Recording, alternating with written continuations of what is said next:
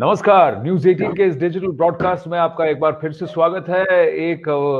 अल्प विराम के बाद आपके साथ फिर से जुड़ रहे हैं, क्योंकि व्यस्तता कार्य के साथ ऐसी थी कि ये ब्रॉडकास्ट करना संभव नहीं हो पाया। पर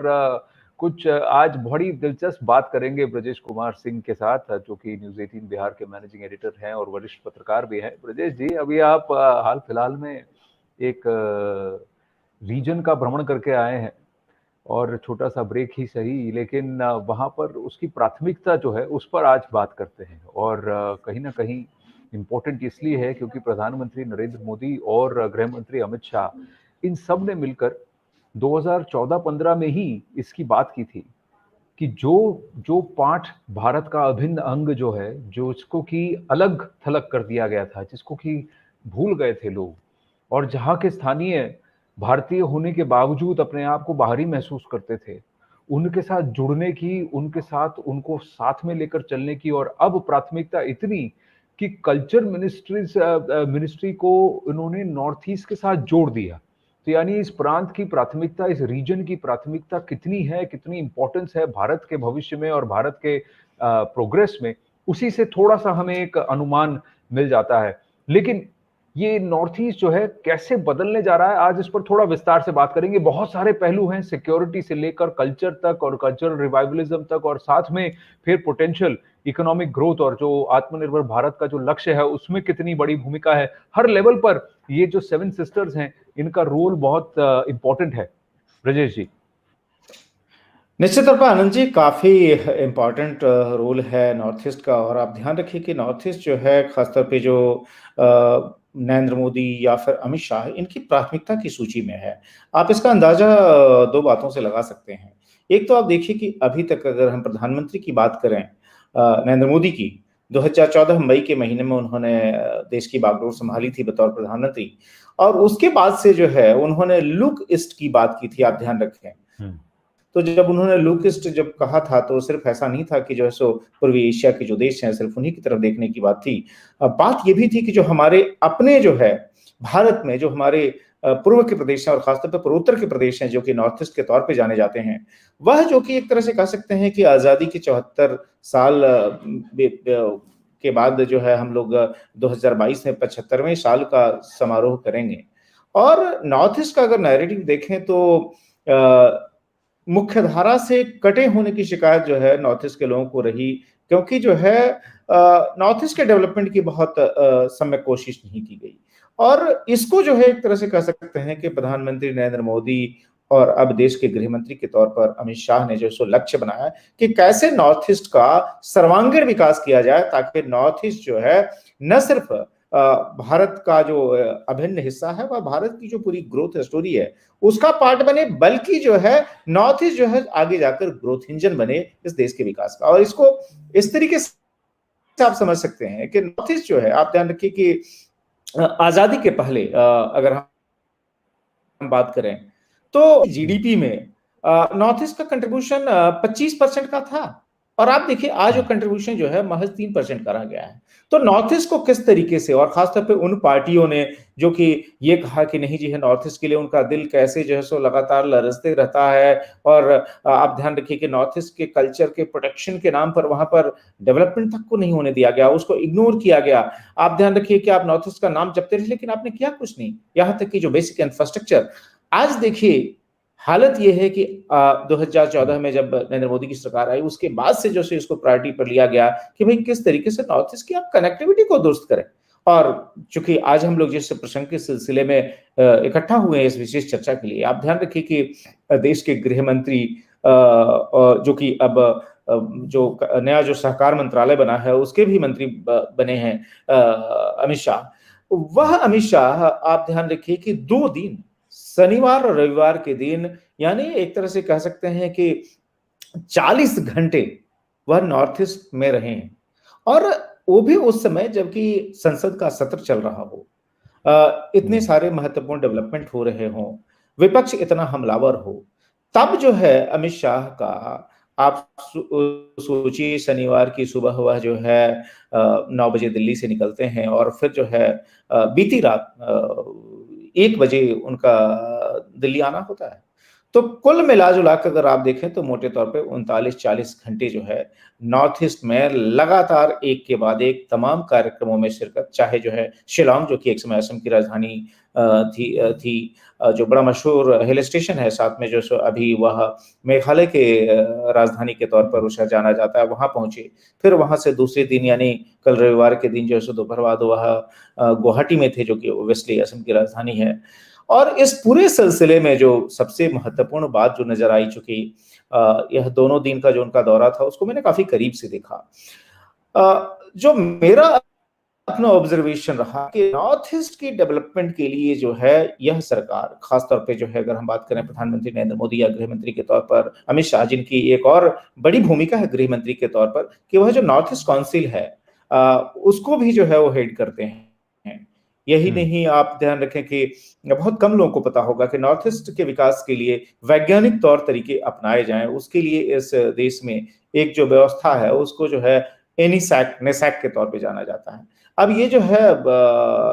north east space application centre जो है उसकी जो सोसाइटी है, नेसैक सोसाइटी, उसके भी अध्यक्ष अमित शाह हैं। तो उनके कार्यक्रम की जो शुरुआत हुई थी शनिवार के दिन, वो सबसे पहले नेसैक में और ये पहली बार हुआ कि सभी पूर्वोत्तर राज्यों के मुख्यमंत्री जो है, चीफ सेक्रेटरी जो है उस मंच पर मौजूद थे, और वहां पर ये तय किया गया कि किस तरीके से जो है जो अंतरिक्ष विज्ञान है, जो सैटेलाइट टेक्नोलॉजी है, उसका इस्तेमाल करके जो है नॉर्थ ईस्ट के डेवलपमेंट को ट्रिगर किया जाए। जिस तरीके से नॉर्थ ईस्ट हमेशा फ्लडेड रहता है, ब्रह्मपुत्र से लेकर तमाम नदियों की वजह से वहां जो तबाही मचती है, उसको कैसे उस पानी को चैनलाइज करके बड़े बड़े वेटलैंड डेवलप किए जा सकते हैं, किस तरीके से बातें आगे बढ़ाई जा सकती हैं। तो ये जो शुरुआत हुई वहां से हमने देखा, फिर जो नॉर्थ ईस्ट काउंसिल की जो बैठक हुई उसमें जो है सारे के सारे जो है जो नॉर्थ ईस्ट राज्यों के मुख्यमंत्री, चीफ सेक्रेटरी, डीजीपीज मौजूद थे। इसके अलावा जो तमाम अलग अलग कार्यक्रम, चाहे डेवलपमेंट की प्रोजेक्ट्स का इनॉग्रेशन हो या फाउंडेशन स्टोन लेइंग हो, चाहे वो शिलांग में हो, चाहे वो चेरापूंजी में हो या फिर गुवाहाटी में हो, ये प्रायोरिटी बहुत साफ तौर पर दिखी कि नॉर्थ ईस्ट को कैसे भारत का ग्रोथ इंजन बनाना है। जो नॉर्थ ईस्ट जिसकी जीडीपी में कंट्रीब्यूशन आजादी के पहले 25% से ज्यादा थी, वह आज जो 3%, 3.5% के लेवल पर है, उसको फिर से कैसे जो है ऊपर उठाया जाए, कैसे जो है टूरिज्म से लेकर कल्चर तक तमाम चीजों का वह बने। और मैं आपको बताऊं, एक बहुत सुखद जो डेवलपमेंट हुई थी, जिसमें नेसैक की मीटिंग चल रही थी, उसी समय जो है हमारे देश को ये पहली बार हुआ कि ओलंपिक खेलों के इतिहास में कि पहले दिन पहला मेडल जो है, एक तरह से कह सकते हैं सिल्वर मेडल जो मिला था, वह मणिपुर की जो है जो अपनी अपनी वेटलिफ्टर हैं, और वह जो है उनके पराक्रम की नोटिस उस मीटिंग के दौरान ली गई। खुद मणिपुर के मुख्यमंत्री ने जो है अपने सेलफोन से वह डिटेल्स शेयर की, और पूरे जो है उस बैठक में लोग मौजूद थे, गृह मंत्री अमित शाह की मौजूदगी में, सबने जो है करतल ध्वनि से जो इस अचीवमेंट का स्वागत किया। तो कहने का मैसेज ये है कि नॉर्थ ईस्ट के डेवलपमेंट को लेकर सीरियसनेस किस कदर है मोदी सरकार में, उसका रिफ्लेक्शन रहा अमित शाह का 2 दिन का जो ये नॉर्थ ईस्ट का दौरा था वो। और मैंने जो देखा, जो सिग्नल वहां हमने देखे, उसका अर्थ ये है कि अगले 2 वर्षों में नॉर्थ ईस्ट की तस्वीर, और खासतौर पे जो है बार बार अमित शाह ने जिक्र किया कि 2024 के लोकसभा चुनाव के पहले, चाहे कनेक्टिविटी हो, चाहे बॉर्डर डिस्प्यूट हो, चाहे ड्रग ट्रैफिकिंग से जुड़े हुए बड़े मुद्दे हो, इन सब पर जो है सो असरदार काम करते हुए इन सभी समस्याओं को, जो लॉन्ग पेंडिंग इश्यूज हैं, जिनको हमेशा जिद्दी समस्या कहते हैं, उनको सुलझा लिया जाएगा। और मुझे लगता है ये नॉर्थ ईस्ट के लिए बहुत बड़ा संकेत है। कहीं ना कहीं इसके डायनामिक्स अलग अलग लेवल पर हैं। अब आपने अमित शाह जी की बात की, तो जो उन्होंने वहाँ टाइम स्पेंड किया, एक एक बात यहाँ है कि बैम्बू, हॉर्टिकल्चर, फ्रूट्स, ये सब जो है वहाँ पर आंकड़े ये बताते हैं। और जब पहले MOS PMO Jitendra Singh north east के इंचार्ज थे, उनके पास वो मिनिस्ट्री थी, तब वो कहते थे कि 40 to 45% जो वहाँ का प्रोड्यूस है वो वेस्ट हो जाता है। अब आप त्रिपुरा को ही ले लीजिए, पूरे देश भर में पाइनएप्पल जो है वो त्रिपुरा से आता है। साथ ही अगर आप कल्चर की बात करें तो शैव, वैष्णव, शाक्य, सारी प्रथाएं वहां पर जो है वहां की इंडिजिनस ट्राइब्स में बहुत सारी हैं। सिक्योरिटी के डायनामिक्स में देखें तो चौतरफा घेराव है। इस तरफ म्यांमार है, इधर बांग्लादेश है, उधर चीन है, और इनको हर जगह से घेर रहे हैं। इन्फिल्ट्रेशन का इशू है, और फिर वो जो कहते हैं सलामी स्लाइसिंग का इशू है। बहुत सारे इश्यूज हैं, और इस बीच में एक ये नैरेटिव कि हम भारत से कटे हुए हैं, भारत हमको अपना नहीं समझता। ये बहुत सारे चैलेंजेस थे, अपॉर्चुनिटी भी है। और डेवलपमेंट जो है, विकास की जो अपॉर्चुनिटी है, कनेक्टिविटी, नॉर्थ ईस्ट के सारे जो एक एक स्टेट्स हैं उनको आपस में एक दूसरों से जोड़ना, हर पहाड़ी में और हर इसमें अलग अलग ट्राइब्स हैं और उनकी आपस की जो डिफरेंसेस हैं, फ्रिक्शंस, उसको सुलझाकर टेरिटोरियल इश्यूज को सॉल्व करना, बहुत सारे चैलेंजेस हैं वहां पर। अपॉर्चुनिटी एक तरफ है और चैलेंजेस भी दूसरी तरफ है। सबसे पहले सिक्योरिटी के हिसाब से देखें, सबसे बड़ा मुद्दा जो है सीए एनआरसी को अगर ले लें तो इन्फिल्ट्रेशन से है कि जो बांग्लादेशी हिंदू वहां पर आ रहे हैं या बांग्लादेशी वहां पर आकर घुसे हैं, वो त्रिपुरा में और असम में जिस तरह से घुस रहे हैं, वहां पर लोकल ग्रुप्स का बहुत बड़ा वहां पर एक इशू है। खासकर अब आप त्रिपुरा में भी देख लीजिए, त्रिपुरा में भी लोकल त्रिपुरा जो है, वो जो है इंडिजिनस जो एक्चुअल पॉपुलेशन है, लोकल पॉपुलेशन, वो अब माइनॉरिटी में आ गया है। बांग्लादेशी हिंदूज और बांग्लादेशी मूल के जो इतने लोग हैं, एक जनरेशन, दो जनरेशन करंट, वो अब वहां मेजोरिटी में आ गए, जिसकी वजह से वहां काफी खलल है। ये सारे इश्यूज भी हैं, छोटी मोटी बातें नहीं है, इनको सुलझाना भी पड़ेगा। देखिए, काफी कॉम्प्लेक्स इश्यूज रहे और ये हमारी लंबे समय की जो एक लापरवाही रही है, नेग्लिजेंस रही है, जिसकी वजह से ये सारी समस्याएं पैदा हुई हैं। और मुझे लगता है कि उन्हीं सभी जो लॉन्ग स्टैंडिंग प्रॉब्लम्स जो है, जिनको कि गृह मंत्री अमित शाह जिद्दी समस्याएं कहते हैं, कि ये जो है जो समस्याएं जो है जल्दी खत्म नहीं हुई और इरिटेंट बनी हुई है, उसको किस तरीके से सुलझाना जो प्रायोरिटी का हिस्सा है। और मैं अभी जब बता रहा था प्रधानमंत्री नरेंद्र मोदी या फिर जो है गृह मंत्री अमित शाह की कमिटमेंट को लेकर नॉर्थ ईस्ट की, तो कुछ आंकड़े बहुत महत्वपूर्ण है आनंद जी, जो कि हमें जानने चाहिए। प्रधानमंत्री के तौर पर 2014 के मई महीने में जब नरेंद्र मोदी ने बागडोर संभाली थी देश की, उसके बाद से आप ध्यान रखिए 35 बार वो नॉर्थ ईस्ट का दौरा कर चुके हैं और ये अपने आप में एक रिकॉर्ड है। आप जहां तक अमित शाह की बात कर लें, गृह मंत्री 2019 में बने, उसके पहले वह बीजेपी के राष्ट्रीय अध्यक्ष थे। अपनी उस भूमिका में उन्होंने नॉर्थ ईस्ट का जो है 25 बार से भी अधिक दौरा किया और जो है 2019 में गृह मंत्री बने हैं। इतनी बड़ी जिम्मेदारी है। दिल्ली में आप एक तरह से कह सकते हैं कि जो सरकार है नरेंद्र मोदी की अगुवाई वाली, उस सरकार में भी जो है जो ट्रबल शूटर जो कहते हैं, हर कॉम्प्लेक्स इश्यूज को रिजॉल्व करने में जिसकी सबसे महत्वपूर्ण भूमिका रहती है, वो खुद गृह मंत्री अमित शाह है। अपनी इतनी व्यस्तताओं के बावजूद, और देखिए एक बहुत बड़ा ये सिग्नल है कि देश की संसद का सत्र चल रहा है, किस तरीके से विपक्ष हमलावर है, सदन की जो कार्यवाही है उसको नहीं चलने देना चाहता। लेकिन जो प्रायोरिटी आदमी की किस कदर है, मैं बताऊं आपको, शिलांग में जब उनका पहला कार्यक्रम था, नेसक की जो मीटिंग थी, north east satellite application centre society की, तो उसमें जो है उन्होंने एक बात कही कि देखिए, मैंने आपसे वादा किया था कि मैं 6 महीने के अंदर जो है दोबारा आऊंगा और मैंने अपना वादा निभाया। इसके पहले वो जनवरी में जो है, आप ध्यान रखिए, जनवरी 2021 में वो गए थे और 6 महीने पूरे होते उसके पहले जो है वो फिर एक बार जो है पहुंच गए थे उस मीटिंग को अटेंड करने के लिए। और सीरियसनेस किस कदर थी, आप ध्यान रखिए कि नेसेक सोसाइटी की मीटिंग में पहली बार जो है सभी पूर्वोत्तर राज्यों के मुख्यमंत्री शामिल हो रहे थे। ये अपनी तरह की पहली घटना थी। दूसरी जो सबसे बड़ी बात मैं आपको बताऊं कि नॉर्थ ईस्ट किस तरीके से प्रायोरिटी में रहा नरेंद्र मोदी सरकार के, कि आपको ध्यान होगा कि देश की बागडोर संभालने के साथ ही पूर्वोत्तर के विकास पर खास ध्यान देने के लिए उन्होंने जो है डोनर जैसी मिनिस्ट्री को फॉर्म किया है ना, जो कि डेडिकेटेड है नॉर्थ ईस्ट रीजन के डेवलपमेंट को लेकर। आप ध्यान रखिए, तो उस डोनर में जब इस बार का कैबिनेट रिजीव हुआ और एक्सपेंशन हुआ, आपने देखा उस समय जब डोनर जब एज ए मिनिस्ट्री फॉर्म की गई थी एज डिपार्टमेंट, तो उस समय जो है राज्य कक्षा का मंत्री उसके लिए जो है जिम्मेदार होता था। डॉक्टर जितेंद्र सिंह खुद इसके मंत्री रहे। पहली बार ऐसा हुआ है कि डोनर के लिए कैबिनेट रैंक का मिनिस्टर जो है रखा गया है, जो किशन रेड्डी जो है, जो नए मंत्री हैं, डोनर के कैबिनेट कैटेगरी के मंत्री है। तो आप अंदाजा लगा सकते हैं कि किस तरह की प्राथमिकता जो है नरेंद्र मोदी सरकार की है। और मैं बताऊं कि जब गृह मंत्री अमित शाह का जब नॉर्थ ईस्ट का दौरा हुआ, तो उस समय जो है खुद किशन रेड्डी भी जो है सो मौजूद थे, जो डोनर के कैबिनेट मंत्री हैं। इसके अलावा जो डोनर के एमओएस हैं वो भी मौजूद थे। यही नहीं, खुद डॉक्टर जितेंद्र सिंह, जिनके पास अभी भी जैसे कि पीएमओ में राज्य मंत्री हैं, उनके पास डिपार्टमेंट ऑफ स्पेस की जिम्मेदारी है, तो वह भी जो है इस पूरे दौरे में मौजूद थे। और उसके दौरान जो है तमाम जो लॉन्ग स्टैंडिंग इश्यू, जो ऐसे कि आपने बॉर्डर की बात की, अब आपको बताऊं कि बॉर्डर पर जो है, बॉर्डर की सुरक्षा के लिए जो है नॉर्थ ईस्ट के जो तमाम राज्यों से जो हमारी अंतर्राष्ट्रीय सीमा जो मिलती है, चाहे एक तरफ म्यांमार है, दूसरी तरफ चीन है, तीसरी तरफ बांग्लादेश है, ये तमाम जो देश हैं, तो अलग अलग एजेंसी जो है, चाहे एक तरफ मान लीजिए बॉर्डर सिक्योरिटी फोर्स है, दूसरी तरफ असम राइफल्स है, तीसरी तरफ जो सो एसएसबी है, ये सब एजेंसीज तो हैं, आईटीबीपी भी है, जो चीन से हमारी जो बॉर्डर लगी है उस पर। लेकिन इन सब के बीच जो है किस तरीके से जो घुसपैठ को रोका जाए, जिसका आपने जिक्र किया, उसके लिए जो है जो गृह मंत्री ने बहुत ही एक तरह से कह सकते हैं ब्लंटली, चूंकि बहुत ही साफ ढंग से बात करने के लिए वो जाने जाते हैं, और बड़े दमदार ढंग से जो बैठक हुई थी शनिवार की शाम, जो पूर्वोत्तर के तमाम राज्यों के मुख्यमंत्रियों के साथ, जिसमें कि चीफ सेक्रेटरी और उन राज्यों के डीजीपीज भी मौजूद थे। उन्होंने बहुत साफ तौर पर कहा कि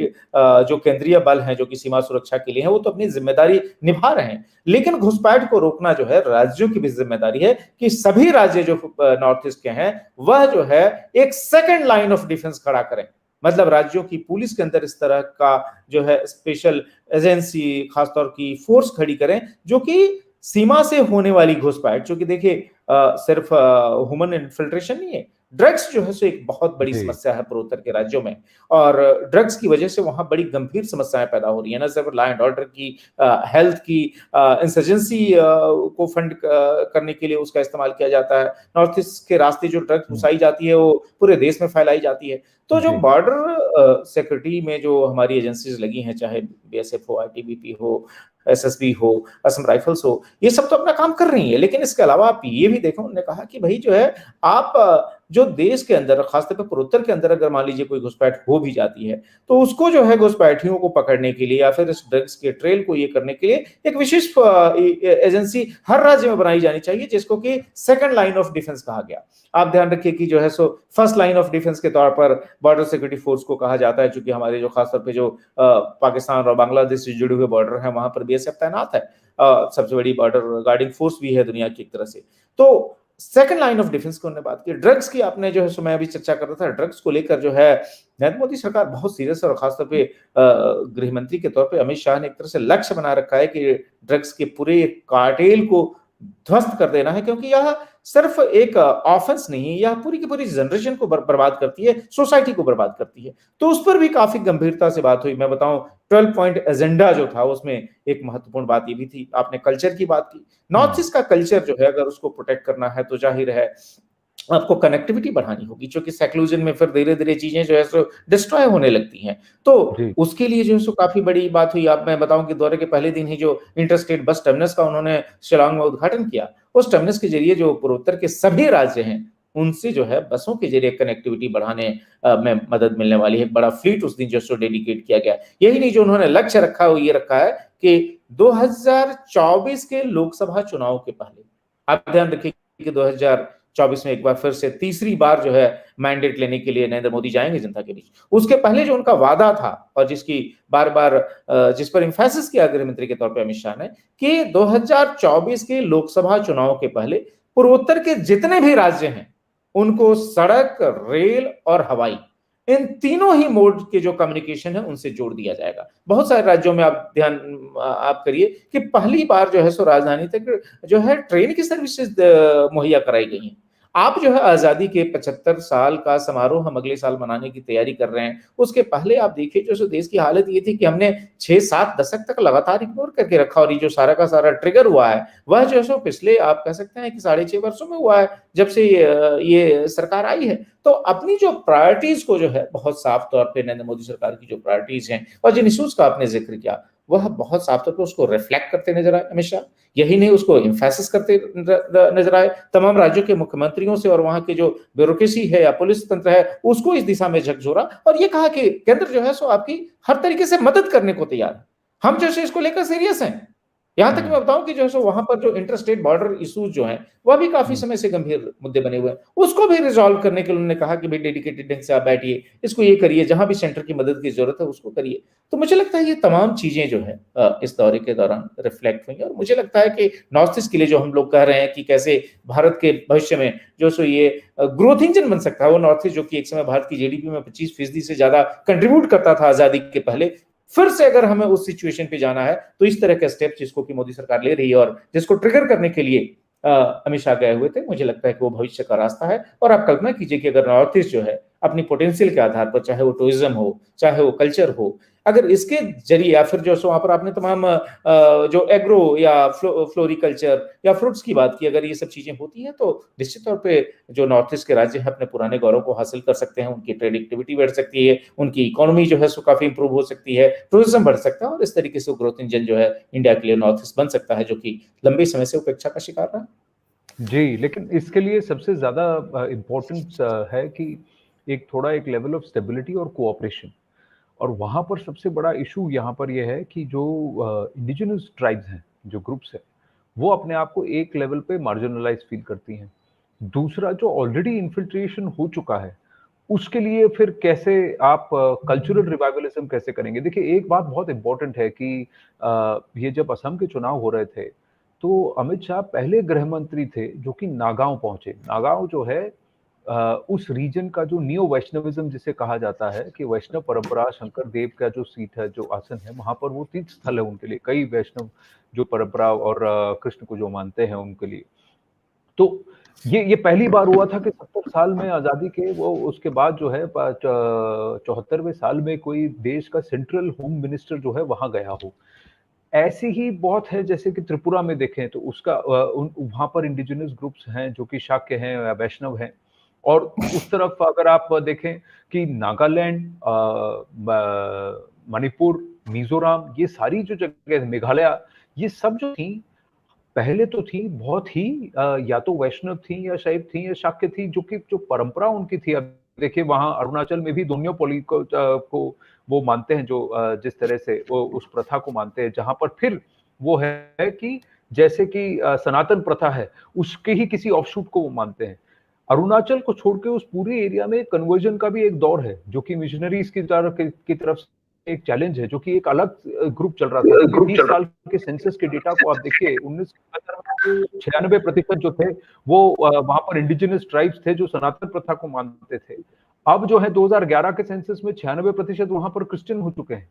तो ये जो इश्यूज हैं वहां पर ये चल रहा है वो भी एक इंडस्ट्री है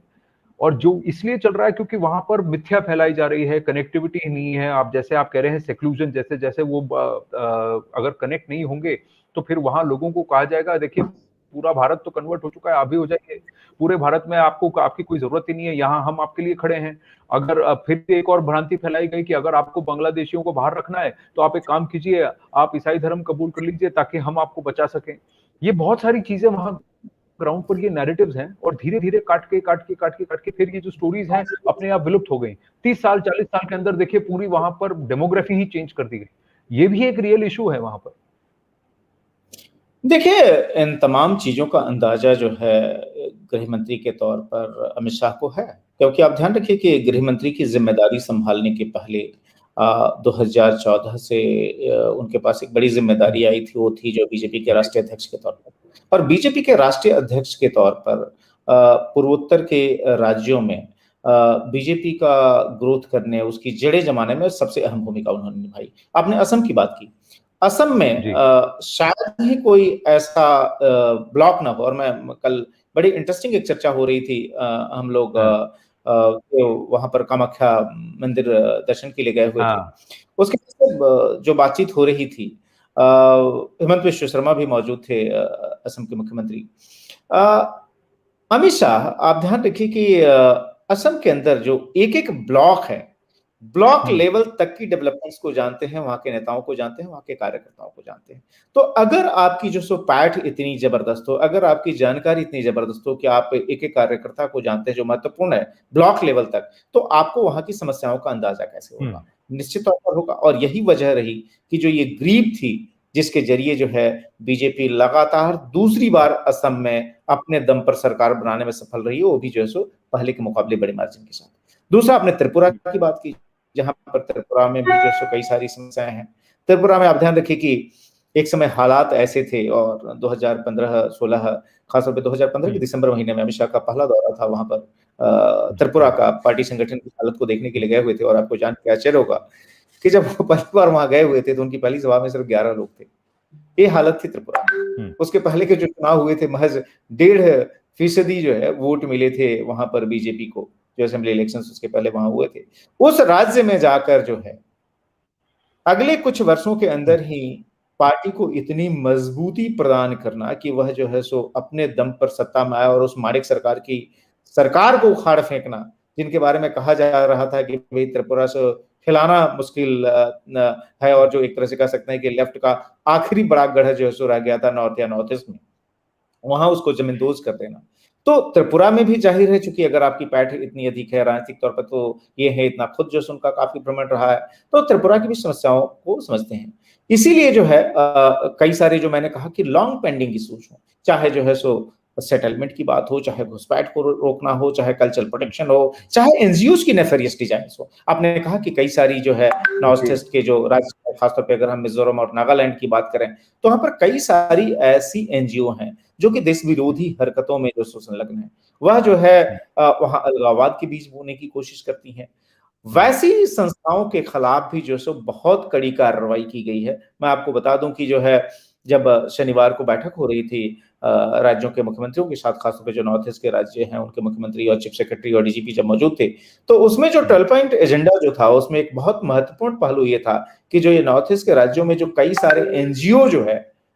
इस तरह की जो एंटी नेशनल एक्टिविटीज में लगे हुए हैं, राष्ट्रद्रोही प्रवृत्तियों में लगे हुए हैं, उन पर कैसे काबू पाया जाए और कैसे उनके खिलाफ सख्ती बरती जाए। कई सारी एनजीओ जो वहां है, जो कि कम्युनिटी लाइंस पर है, जो कि जो सांप्रदायिक आधार पर जो है, ये किसी से ढका छुपा नहीं है कि नागालैंड और मिजोरम में जो है क्रिश्चियनिटी जो है, आप ध्यान रखिए कि पिछले 100-150 वर्षों के अंदर बहुत तेजी से बढ़ी है, ऑर्गेनाइज ढंग से बढ़ी है। चर्च का उसमें बहुत मेजर रोल है, और ब्रिटिश टाइम से लेकर अभी तक तो बहुत सारे वहां पर एनजीओ ऐसे हैं जो कि चीजों को बिगाड़ने की कोशिश करते हैं, अलगाववाद को जन्म देते हैं। उनकी हरकतें जो है वह सामाजिक कार्यों से ज्यादा जो है सो समाज विरोधी कार्यों वाली होती हैं। तो ऐसे तमाम एनजीओ के खिलाफ भी नकेल जो है डाली गई है। मैं आपकी जानकारी के लिए बता दूं, बहुत सारे ऐसे एनजीओ या फिर उनके जो ऑपरेटर हैं, उनके खिलाफ कड़ी कार्रवाई की गई है, और एक कड़ा मैसेज है। और जो है बहुत ही ब्लंटली मैं बताऊं कि जब ये बैठक हो रही थी पूर्वोत्तर यानी नॉर्थ ईस्ट के मुख्यमंत्रियों के साथ, अमित शाह ने बहुत साफ तौर पर कहा कि इस तरह की एक्टिविटीज को हम बिल्कुल बर्दाश्त नहीं कर सकते। आपको जो है कड़ी कार्रवाई करनी होगी, भले ही जो है उसमें जो है कई जो है कम्युनिटीज के अंदर विरोध हो सकता है, कई सारे जो रिलीजियस लाइंस पर जो ऑर्गेनाइजेशंस हैं वो आपके लिए मुश्किलें खड़ा कर सकते हैं, लेकिन देश विरोधी प्रवृत्ति को किसी भी कीमत पर न बर्दाश्त किया जाएगा और न चलने दिया जाएगा। तो मुझे लगता है कि वो भी एक बड़ा क्लियर मैसेज है जो कि इस दौरान जो है गृह मंत्री अमित शाह ने दिया है। और देखिए, दूसरी सबसे बड़ी बात यह है, आप प्राथमिकता का इससे बड़ा आधार आप क्या सेट कर सकते हैं? देश का गृह मंत्री, आप अगर व्यवहारिक दृष्टि से कहें तो देश के दूसरे सबसे ताकतवर आदमी हैं, ऑब्वियसली गृह मंत्री हैं, प्रधानमंत्री नरेंद्र मोदी के सबसे करीबी सहयोगी हैं, पार्टी को लंबे समय तक उन्होंने चलाया, राष्ट्रीय अध्यक्ष की भूमिका में देश के तमाम हिस्सों में पार्टी की जड़ें मजबूत की, तमाम महत्वपूर्ण विषयों मुद्दों पर जो है वह एक तरह से सरकार की पूरी रणनीति तय करते हैं। उस जैसी पर्सनालिटी का 2 दिन तक जाकर नॉर्थ ईस्ट में बैठे रहना, करीब 40 घंटे तक, वो भी जबकि संसद का सत्र चल रहा है। आप ध्यान रखिए कि संसद का सत्र जब चलता है तो नॉर्मली कोई भी महत्वपूर्ण आदमी, यहाँ तक कि जो सांसद होते हैं वो भी दिल्ली छोड़कर नहीं जाते, छोटे मोटे मंत्री भी दिल्ली छोड़कर नहीं जाते। ऐसे में जो है गृह मंत्री अमित शाह का जो है नॉर्थ ईस्ट का दौरा, और वो भी एक के बाद एक, मैं बताऊं मैराथन मीटिंग्स, जो दिनचर्या अगर मैं बताऊं तो वो सुबह जो है 9 बजे से उनकी जो शुरू हुई थी, कल रात बीती रात जो थी उसमें जो है रात के 1 बजे खत्म हुई, रात के 1:30 बजे वो घर पहुंचे होंगे। तो उसमें जो है आप के सारे एफर्ट्स जो कोऑर्डिनेटेड हों और वो भी इस दिशा में हो कि नॉर्थ ईस्ट को कैसे जो है इंडिया का ग्रोथ इंजन फिर से बनाया जाए, कैसे वहां पर जो है शांति बहाल रहे। आप ध्यान रखें कि पिछले 6-6.5 वर्षों के अंदर नॉर्थ ईस्ट में जो तमाम इंसर्जेंसी थी, या जो बहुत सारी जो इंसर्जेंट ऑर्गेनाइजेशंस थे, उनको मुख्य धारा में लाया गया, उनको जो है एक तरह से कह सकते हैं कि उनको सरेंडर करवाया गया, उनको पीस प्रोसेस उनके साथ आगे बढ़ाई गई, ट्राई पार्टी एग्रीमेंट्स हुई जिसमें कंसर्न राज्य वो ऑर्गेनाइजेशन जो कि इस तरह की एक्टिविटीज में संलग्न थे और केंद्र, इन सब ने मिलकर सारी चीजें की। और मैं बताऊं कि जो सो कमिटमेंट कि एक बार अगर आप वादा कर लें, कल ही मैं जो उनका आखिरी कार्यक्रम था मैं बताऊं जो गुवाहाटी में, उसमें जो बोडो जो समझौता हुआ था, उसमें जो एक था कि भाई इस इलाके में एक मेडिकल कॉलेज जो खोला जाना है, उस मेडिकल कॉलेज की फाउंडेशन स्टोन कल उन्होंने रखने का काम किया। तो आप जो है, और यही बात उन्होंने कही कि अगर आप किसी भी इंसर्जेंट ग्रुप के साथ कोई वादा करते हैं, कोई आप समझौता करते हैं, तो आप उस समझौते को बहुत तेजी से निभाइए, ताकि जो है सो लोगों में भरोसा हो कि भाई आप ये सिर्फ और सिर्फ पॉलिटिकल बयान नहीं देते। और उन्होंने उसको मॉनिटर करने के लिए मैं बताऊं कि खुद केंद्रीय गृह सचिव को जो है सो लगाया हुआ है, बाकायदा उसकी एक टाइम बाउंड रिपोर्ट बनती है, यहां तक कहा कि हर 15 दिन में इसको रिव्यू किया जाए कि हम उन तमाम चीजों को जो है सो समयबद्ध तरीके से पूरा करें। तो कहने का अर्थ ये है कि हम लोग जब खासतौर पे दिल्ली में बैठते हैं, नॉर्थ ईस्ट को लेकर ऐसे ही बाकी देश की भी जो जानकारी जो है वह उसका स्तर बहुत कम है। अभी भी नॉर्थ ईस्ट बहुत सारे लोगों के लिए काफी अनजान है। हम मतलब सभी राज्यों के बारे में ना तो जानकारी रखते हैं और ना ही जो है सो वहां पर क्या चल रहा है उसको लेकर बहुत कीन होते हैं। लेकिन सरकार ने जो है पिछले 6 वर्षों में जिस तरीके से नॉर्थ ईस्ट को अपने एजेंडा पर लिया है, कोई बड़ी बात नहीं है कि ऐसे 4 साल 5 साल बाद जो है देश में जो है जो हमारा जो डोमेस्टिक ट्रैफिक भी है जो टूरिज्म रिलेटेड, वो शायद कश्मीर की जगह जो है वह जो है नॉर्थ ईस्ट पे डाइवर्ट हो। और ये जो है अपने दौरे के दौरान उन्होंने इस बात को बार-बार पॉइंट आउट किया, यहाँ तक कि जो डोनर के जो नए मंत्री हैं और जो कि पहली बार कैबिनेट रैंक में कोई डोनर का मंत्री बना है, किशन रेड्डी को उन्होंने साथ में ये भी कहा, चूंकि आप ध्यान रखिए उनके पास टूरिज्म का भी चार्ज है, वो डोनर के साथ साथ पर्यटन के भी मंत्री हैं। तो कहा कि जो सो आप अपनी जो दोनों पोर्टफोलियो जो उनको सही ढंग से सिंक्रोनाइज करते हुए जो सो राज्य जो तमाम है नॉर्थ ईस्ट के, उनमें जो है सो टूरिज्म को जो है आप नई ऊंचाई पर लेके जाइए। चूंकि नॉर्थ ईस्ट में आप देखिए न सिर्फ कल्चर, न सिर्फ क्लाइमेट, आप एक तरफ चेरापूंजी की बात कर लीजिए। चेरापूंजी में मैं बताऊं बहुत सघन उन्होंने अभियान कल्चर चलाया, वनीकरण का, 100 पेड़ पौधे लगाने का, लाखों पेड़ वहां लगाए जाने हैं, असम राइफल्स को उसमें इन्वॉल्व किया गया। तो कोशिश ये है कि नॉर्थ ईस्ट को टूरिज्म मैप पर भी बहुत तेजी से आगे लेकर जाया जाए, वहां के कल्चर का प्रोजेक्शन हो, वहां के लोगों के लिए रोजगार के साधन बढ़े। तो मुझे लगता है कि जो लार्जर मैसेज है इस सरकार का, जिसको कि देने के लिए अमित शाह पहुंचे थे शिलोंग और गुवाहाटी, वो ये है कि नॉर्थ ईस्ट जो है नेग्लेक्टेड नहीं बल्कि टॉप प्रायोरिटी की बात है। ये 2014 से जो सिलसिला शुरू हुआ है वो लगातार आगे बढ़ने वाला है, पीछे नहीं हटने वाला। और नॉर्थ ईस्ट अगर ग्रो करेगा, नॉर्थ ईस्ट में अगर शांति होगी, नॉर्थ ईस्ट में विकास की गतिविधियां बढ़ेंगी, तो इससे पूरे देश को मजबूती मिलेगी। और जो तमाम जो देश विरोधी ताकतें जो कि अलग अलग ढंग से लगी रहती हैं नॉर्थ ईस्ट में इनस्टेबिलिटी पैदा करने में, हालात बिगाड़ने में, उनको भी जो है ठिकाने लगाया जाएगा। तो ये लार्जर मैसेज है जो कि गृह मंत्री अमित शाह का जो दौरा रहा 2 दिन का, उससे निकल कर आया। जी, ये बहुत वेलकम है, लेकिन कहीं न कहीं जैसा आपने कहा, जब कनेक्टिविटी बढ़ेगी तो फिर लोगों का आना-जाना और फिर टूरिज़्म भी बढ़ेगा। टूरिज़्म बढ़ेगा तो वहाँ पर आय बढ़ेगी, आय बढ़ेगी तो फिर वहाँ पर भी एक तरह से आप कहें कि ग्रोथ होगी और लोकली डेवलपमेंट भी ज़्यादा बढ़ेगा और लोगों में कहीं न कहीं एक विश्वास भी जगेगा। पर कुछ पॉलिटिक्स की भी बात है ब्रजेश जी। अब आप त्रिपुरा को ले लीजिए, त्रिपुरा के 2 एमपी हैं, एक प्रतिमा भौमिक हैं, दूसरे रेवती त्रिपुरा हैं। रेवती त्रिपुरा जो है वो इंडिजिनस जो वहाँ के प्रजाति है, वहाँ पर उनको रिप्रेजेंट करते हैं। प्रतिमा भौमिक जो है वो बांग्लादेशी हिंदू बंगाली हैं, सेकंड थर्ड जनरेशन यहाँ पर हैं। तो कहीं न कहीं ये आर्गुमेंट भी आ जाता है कि आपने बंगाल से वैसे ही 4 बंगालियों को आपने कैबिनेट में लिया, आप त्रिपुरा से भी आपने चुना तो आपने बंगाली मूल की एक व्यक्ति को चुना। देखिए ये बहुत छोटी-छोटी बातें हैं, हम तो यहाँ पर बैठ के इनको त्रिपुरा का ही देखेंगे एमपी, लेकिन वहाँ पर लोकली ये देखा जाता है कि आपने लोकल रिप्रेजेंटेशन को नहीं चुना, आपने बंगाली रिप्रेजेंटेशन को चुना है। तो ये भी एक विषय हो जाता है। फिर आप नागालैंड की बात कीजिए, अब आप नागालैंड में आप क्या काम कर रहे हैं, कैसे आप उसको पूरे देश भर से जोड़ रहे हैं? क्या इनर लाइन परमिट की जो बात हो रही है कि आपको अगर वहाँ इन प्रदेशों में जाना है तो आपको इनर लाइन परमिट की जरूरत होती है, तो फिर उसको आप कैसे काउंटर करेंगे? उसको कैसे आप क्या आप उसको अबॉलिश करने की प्रक्रिया शुरू कर रहे हैं कि कोई भी दिल्ली या वहां से फ्लाइट पकड़कर उसे गुवाहाटी से फिर इनर लाइन परमिट लेकर ही फिर उसे तवांग जाने का मौका अवसर मिलेगा या कोहिमा जाने का मौका मिलेगा? ये जो इश्यूज हैं, इसको क्या एड्रेस किया जाएगा? क्योंकि कनेक्टिविटी तभी इंप्रूव होगी जब आपके पास ये जो बैरियर्स हैं, जो रिस्ट्रिक्शंस हैं, ये हटेंगे। और फिर दूसरा कि चाइना जो है, चाइनीज स्पाइस और चाइना का जो प्रेजेंस है वहां नागालैंड में, हाल फिलहाल की इंटेलिजेंस रिपोर्ट बताती है कि चाइना ने फिर वहां पर शिरकत शुरू कर दी है, वहां फिर अलगाववाद की हवा वहां पर शुरू कर दी है और फिर ड्रग्स। तो इन सब बातों को क्या कंसिडर किया गया है? आपने अच्छा हुआ कि जो प्रतिमा भौमिक का मुद्दा उठाया। प्रतिमा भौमिक, आप ध्यान रखें कि त्रिपुरा की पहली मंत्री हैं यूनियन कैबिनेट में, इसके पहले कभी ये हुआ नहीं। और प्रतिमा भौमिक कि आपने बंगाली मूल का मुद्दा उठाया। देखिए सच्चाई तो ये भी है, ये वो लोग भूल जाते हैं जो इस बात की आलोचना करते हैं कि भाई जैसे आपने वहाँ से बंगाली मूल की महिला को आपने प्रोजेक्ट किया और लिया भी तो इंडियन मिनिस्ट्री में ऐसे को लिया। लेकिन आप भूल जाए कि जो सो माणिक सरकार तो खुद बांग्ला भाषी थे और ये सच्चाई है त्रिपुरा में पिछले कई दशकों में और उसके हिस्टोरिकल रीजंस हैं कि जो बांग्ला स्पीकिंग जो पॉपुलेशन है वो बढ़ी है, रही है वहां पर, चाहे बांग्लादेश जो या एक समय का जो पाकिस्तान था वहां से लोग आए। हमारे अपने आप ध्यान रखिए कि वेस्ट बंगाल वगैरह है जहां पर कि ऑलरेडी पॉपुलेशन डेंसिटी बहुत ज्यादा है, वहाँ से भी जो मूवमेंट हुई और वहां पर त्रिपुरा में बंगाली पॉपुलेशन सिग्निफिकेंट है, ये सच्चाई है, इसमें कोई दो राय नहीं है। जहां तक प्रतिमा भौमिक की बात है, आप ध्यान रखिए कि वह सिर्फ इसी बात का सिग्नल नहीं है कि वो जो है त्रिपुरा से बनने वाली पहली मंत्री है केंद्र सरकार में, बल्कि यह जो है कमिटमेंट जो है, आप ध्यान रखिए कि पिछड़े हुए समाज से आती है प्रतिमा भौमिक। दूसरा,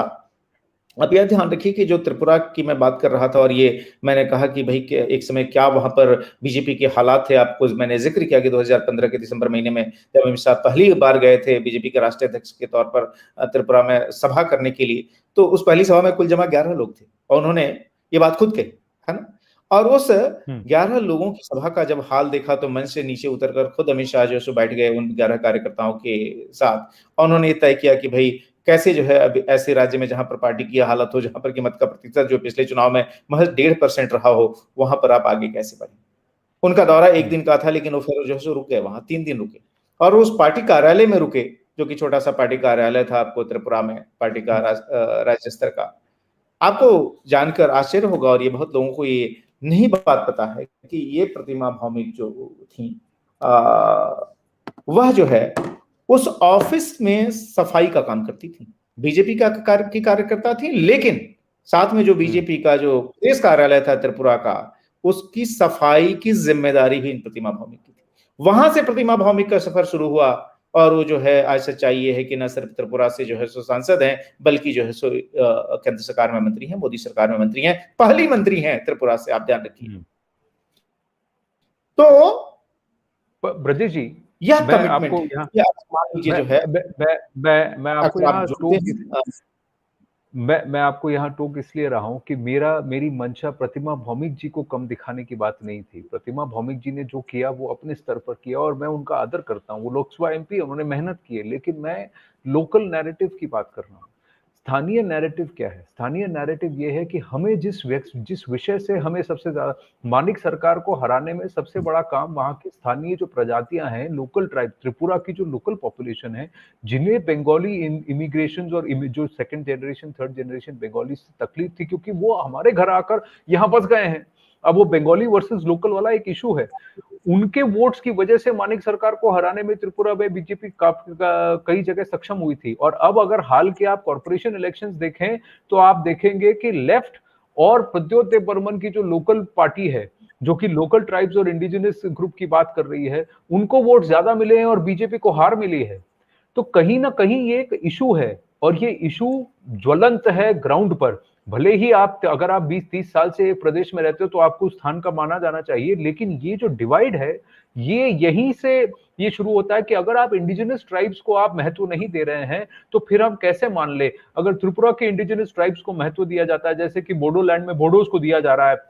या नागालैंड में इंडिजिनस ट्राइब्स को जब तक आप महत्व देकर उनको आप आगे नहीं बढ़ाएंगे, तब तक ये कॉन्फिडेंस बीजेपी के अंदर नहीं आएगा कि जो लोकल पॉपुलेशन है वो घूमकर आपके साथ खड़ी हो जाए। प्रतिमा भौमिक जी के खिलाफ या मैं नहीं बोल रहा हूं, मैं वहां का जो ग्राउंड रियलिटी है उस पर बोल रहा हूं। और आप जिन 11 लोगों की आपने बात की उसके बाद ही तो सुनील देवधर जी को वहां भेजा गया था और अमित शाह जी से जहां तक मुझे ज्ञान है उनके कहने पर ही वो वहां गए थे। वो 16 साल वहां काम कर चुके थे मेघालय और आसपास के इलाकों में, खासी जयंतिया उधर उन एरियाज में, और फिर त्रिपुरा में उनको भेजा गया कि जाइए आप त्रिपुरा में जाइए काम कीजिए, और फिर उसके बाद वहां पर ग्राउंड पर काम करना पड़ा। पर ये जो डायनामिक्स है ये बहुत बड़ा, बहुत इंपॉर्टेंट, सीरियस डायनामिक है। और मैं क्यों कह रहा हूं, क्योंकि ये जो इंडिजिनस ग्रुप्स हैं वहां पर वो कोर सनातनी है, लेकिन यहाँ पर एक सनातन वर्सेस सनातन प्रथा वाला सिचुएशन एथनिसिटी को लेकर हो रहा है कि हम कहाँ के हैं, आप कहाँ के हैं, ये मेरी जगह है, आप यहाँ पर आके रुके हो, पिछले 3 जनरेशन से आप यहाँ घुस चुके हो और मुझे छोटा कर चुके हो। मेरे लैंड में यानी त्रिपुरा में, त्रिपुरा का जो स्थानीय जो ओरिजिनल त्रिपुरीज हैं वही अब माइनॉरिटी में आ गए। ये स्टोरी है वहां की। तो त्रिपुरा जैसा ही मेघालय है, वहां पर हर जगह ये डायनामिक्स है। मैं उसकी बात कर रहा था। देखिए, जो आपने इंडिजिनस पॉपुलेशन की बात की, उनके एस्पिरेशन की बात की, निश्चित तौर पर, और बीजेपी ने त्रिपुरा में इसको टैप किया, लेकिन आप ये भी देखिए कि पॉलिटिकल लीडरशिप को इवॉल्व होने में समय लगता है। भाई जब लेफ्ट की सरकार थी, जाहिर है उनके प्रायोरिटी पे नहीं थी, और इसीलिए जो है सो उन्होंने जो है जब भगाया माणिक सरकार को वहां से, जो कि 2 दशक से भी ज्यादा समय से वहां सत्ता में थे, तो एक बड़ी बात थी। लेकिन आप उस लीडरशिप को डेवलप कर रहे हैं, अभी जो आपके पास जो ऑप्शन है उसके अंदर आप काम कर रहे हैं, मुझे लगता है। और जो मैं कह रहा हूँ कि सिर्फ त्रिपुरा की बात मत करिए, मैं कह रहा हूँ कि पूरे नॉर्थ ईस्ट के लिए जो मैंने खासतौर पे अमित शाह के दौरे के दौरान देखा कि जो इंडिजिनस पॉपुलेशन है उसके एस्पिरेशंस को टैप करना, उनके एस्पिरेशन को कैटर करना, ये भी लार्जर स्ट्रेटजी का हिस्सा है। चाहे वो मेघालय में हो, चाहे वो मिजोरम में हो, चाहे वो त्रिपुरा में हो, चाहे असम में हो, चाहे अरुणाचल में हो, यह जो है बिल्कुल ये प्रायोरिटी पर है। मुझे लगता है कि चूंकि डिलीवरी जो है, देखिए चूंकि जो डिलीवर करता है एक्सपेक्टेशन उसी से हमेशा हाई रहती है। कल तक हम जो है नॉर्थ ईस्ट की बात जो है तो नेशनल नैरेटिव में कभी करते भी नहीं थे, लेकिन जो है देश का गृह मंत्री जब वहां पर जो है 2 दिन लगातार रहता है, और वो भी पार्लियामेंट सेशन के बीच, तो अपने आप में बहुत बड़ा मैसेज होता है। और उसमें जो मैंने कहा कि जो आपने इस समस्या का जो जिक्र किया, नॉर्थ ईस्ट के संदर्भ में ऐसी बहुत सारी समस्याएं हैं जो कि लॉन्ग स्टैंडिंग है, लॉन्ग पेंडिंग है, और उसके लिए अमित शाह का की शब्दावली में एक खास शब्द है, और वो है जिद्दी समस्याएं। तो इन तमाम जिद्दी समस्याओं को रिजॉल्व करना, सॉल्व करना, यह जो है उनकी प्राथमिकता में है, मोदी सरकार की प्राथमिकता में है। और इसीलिए उन्होंने कहा कि इसमें से बहुत सारी समस्याओं को हम, जो आजादी के 75 साल का वर्ष है यानी अगला साल 2022, उस तक सुलझा देंगे। जो बाकी बची रह जाएंगी उसको हम 2024 लोकसभा चुनाव के पहले रिजॉल्व करके छोड़ेंगे, और तभी हम लोगों के पास, खासतौर पे नॉर्थ ईस्ट के लोगों के पास मैंडेट लेने के लिए जाएंगे, जिस नॉर्थ ईस्ट ने पिछले, आप ध्यान रखिए, 6-7 साल में जमकर बीजेपी की झोली में वोट भरे हैं, सीटें भरी हैं, राज्य सरकारें। कभी कोई सोच सकता था कि नॉर्थ ईस्ट में बीजेपी की सरकारें होंगी? लेकिन आज ये सच्चाई है। आप देखिए, वैसे मैंडेट के साथ कई सारे राज्यों में जो है, और जो सबसे बड़ा राज्य है वहां पर एक के बाद एक लगातार दूसरी बार, त्रिपुरा का आपने जिक्र किया, त्रिपुरा, मणिपुर की बात कर लीजिए, तो ये सब जो है, यहाँ मेघालय जहां शिलांग में वो रहे थे, वहां भी बीजेपी के समर्थन वाली जो सरकार है, कोनराड संगमा की सरकार। तो मुझे लगता है कि आपने जिन चीजों का जिक्र किया, निश्चित तौर पर उनकी भी प्रायोरिटी के केंद्र में है। और मुझे लगता है कि जितना कुछ मैं देख के आया हूँ, इस पर हम लोग आगे भी चर्चा करेंगे एक एक विषय पर, क्योंकि नॉर्थ ईस्ट जो है बहुत इंटरेस्टिंग है। नॉर्थ ईस्ट में जो चीजें हो रही हैं जिस रफ्तार से, वो जानना देश के लिए बहुत जरूरी है। और नॉर्थ ईस्ट क्यों जो है भारत का ग्रोथ इंजन बन सकता है, इस पर हम आगे भी चर्चा करेंगे। लेकिन आज जो है सो बातें जो एक कहते हैं ना फर्स्ट कट, वो आज लेकर जी, हम ये लोग तो आए हैं। आगाज है। मैंने जैसे कहा कि ये सिर्फ शुरुआत है, और जैसे कहा जा रहा है कि पदार्पण तो हो चुका है नॉर्थ ईस्ट में बीजेपी का, लेकिन काम जो करना है वो काम करने की बहुत बड़ी जरूरत है। वहां पर ग्राउंड पर जो नैरेटिव है, जिस पर से ये पूरा जो एनजीओ ये कन्वर्जन रैकेट चला रहे हैं, वहां नैरेटिव ये है कि इंडिया अलग है, आप अलग हो। पर अब हमको जाकर ये कहना है कि आप ही इंडिया हो, इंडिया ही आप हो। और मीराबाई डिंको सिंह से लेकर, डिंको सिंह तो अब हमारे साथ नहीं रहे, तो उनको कैंसर ने छीन लिया हमसे, लेकिन उसके बाद दीपा कर्माकर, और फिर अब मीराबाई चानू, एमसी मेरी कॉम, इतने सारे नाम हैं जिन्होंने भारत का परचम स्पोर्ट्स के इसमें लगाया है। आसाम राइफल्स की आप बात कर रहे हैं, तो फिर देखिए देश की सुरक्षा में सबसे आगे बढ़कर वो है वहां पर। और हर जगह आप देखें, हर हर क्षेत्र में आप देखें, कृषि में भी आप देखें, दुनिया में सबसे ज्यादा पाइनएप्पल त्रिपुरा में उगता है। देश भर में जो पाइनएप्पल आता है वो त्रिपुरा से आता है। बैम्बू, जो बैम्बू का इतना बड़ा मार्केट है, सब खुलेआम वहां बैम्बू नॉर्थ ईस्ट में इतना इतना उगता है कि आप देखिए, आप देश को ही नहीं पूरी दुनिया को सप्लाई कर सकते हैं। बहुत सारी चीजें हैं जिस पर की बात की जा सकती है, और बहुत सारी अपॉर्चुनिटीज हैं, स्किल से लेकर इंटेलिजेंस, एबिलिटी तक, और फिर रिसोर्सेस, और जो कि और पोटेंशियल तो इमेंस है। ये पोटेंशियल अच्छा हुआ, इस पर कहीं ना कहीं हमारे फोकस में आ गया है, केंद्र में आ गया है, और अब हम इसको समझने की कोशिश करेंगे और ज्यादा जुड़ने की कोशिश करेंगे। यही यही हमारी भी कोशिश रहेगी। आज के लिए इसको यहीं पर विराम देते हैं, इस चर्चा को, इस वादे के साथ कि नॉर्थ ईस्ट पर और भी विस्तार से बात करेंगे, एक दो मुद्दों को लेकर, फिर उसको उसकी पूरी तरह से पड़ताल भी करेंगे। ब्रजेश जी, बहुत बहुत धन्यवाद। आपका भी आने से धन्यवाद, और खासतौर पर उन तमाम दर्शकों का धन्यवाद जो कि हमारे इस स्पेशल डिजिटल ब्रॉडकास्ट में शामिल हुए, और जो नॉर्थ ईस्ट किस तरीके से जो है देश का ग्रोथ इंजन बन सकता है, उस पर जो बुनियादी और प्रारंभिक चर्चा थी उसके साथ जुड़े रहे। हम आगे भी इस मुद्दे पर आपके साथ रूबरू होते रहेंगे। तब तक के लिए धन्यवाद। नमस्कार।